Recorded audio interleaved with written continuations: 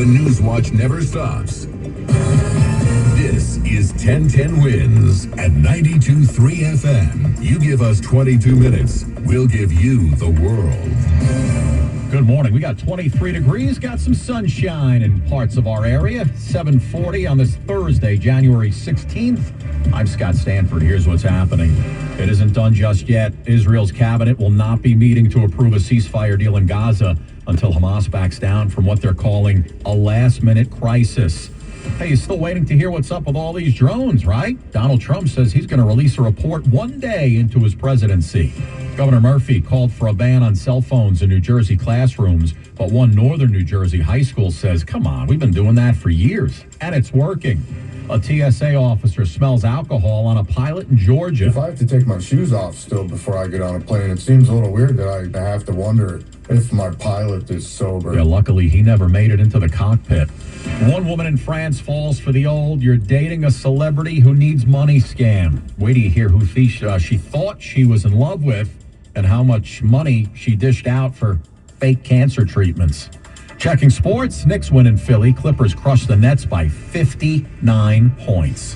Wins News Time, 7:41. Traffic and transit. Let's get you back out to Andre Ferro. And still, we're dealing with this crash on the northbound FDR as you head up towards Houston Street. Delays that go back to the Brooklyn Bridge. And the Brooklyn Bridge, Manhattan bound, is feeling the brunt of this as far as the delays go. Plus, there's southbound rubbernecking delays right around 34th Street. If you're traveling on the west side of Manhattan, northbound, right around West 30th Street, heading up towards the Lincoln Tunnel, you have big volume there. And the southbound side of the west side, right around 57th Street, you're seeing more volume as you continue to head south into Manhattan. Now, here's what you need to know about the bridges and tunnels. The inbound Holland's going to run you 25 minutes. The northbound Pulaski is all backed up. Inbound Lincoln, you have delays now to go back to the Eastern Spur. 495 is slow, trying to get to the Helix, so you're looking at 25 to 30 there. 40 minutes inbound at the George as you travel eastbound 46 and the southbound Palisades, also very busy. Everything in lower Westchester entering the Bronx is busy, especially the southbound Sawmill. You have delays from McLean Avenue all the way back to the Cross County, the southbound side of the Thruway, heading past McLean Avenue and approaching the Marshalloo on the southbound Deegan is slow,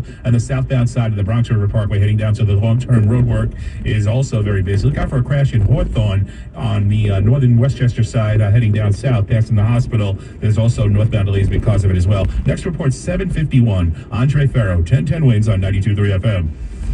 Well, the deal's said to be done, still waiting to be approved and finalized, but the Israeli cabinet says they're going to not be meeting to approve the agreement until Hamas backs down from what they're calling a last-minute crisis, saying Hamas is reneging on some of the concessions.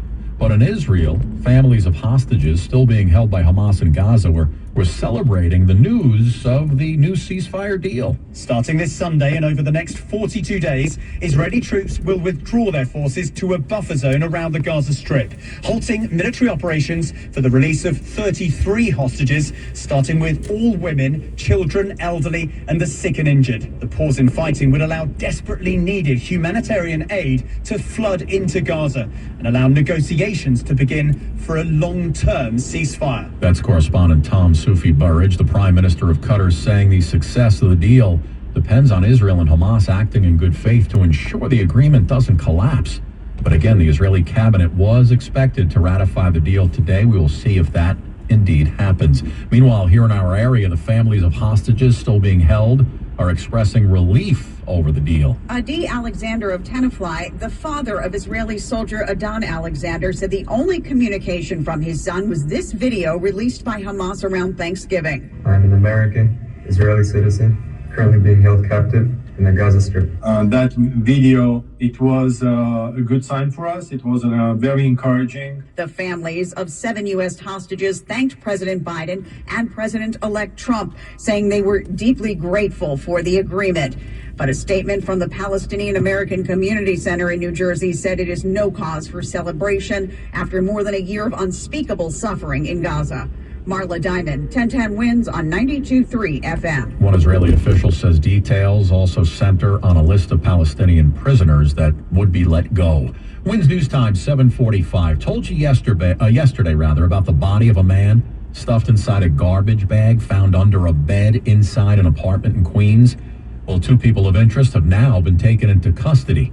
Police say there's surveillance footage of the building superintendent walking into the apartment but never walking out. The victim's been ID'd as 55-year-old Jose Portillo. Residents in that complex in Kew Gardens say Portillo was a friendly guy, used to be the gardener, then became the super. NYPD says Portillo's boss sent him to the apartment to collect overdue rent. That employer called police when Portillo went missing. Another man was found dead yesterday, this time in Central Park, near a concert stage near 72nd Street. Police say it was a guy in his 20s. There was no sign of foul play. The medical examiner will now take a look. The field where the body was found plays host to the Summer Stage concert series. Well, we never did find... Check out the moon up there. It's still bright in the Says sky. We'll soon share more info about the plethora of drone sightings in the skies above New York and New Jersey shortly after he becomes president again on Monday. Trump telling Republican governors at Mar-a-Lago that he'll be releasing a report on drones about one day into the administration. The president-elect saying he thinks it's ridiculous that they're not telling you what's going on with the drones. In his State of the State address, Jersey Governor Murphy said he wants to see cell phone bans in public schools.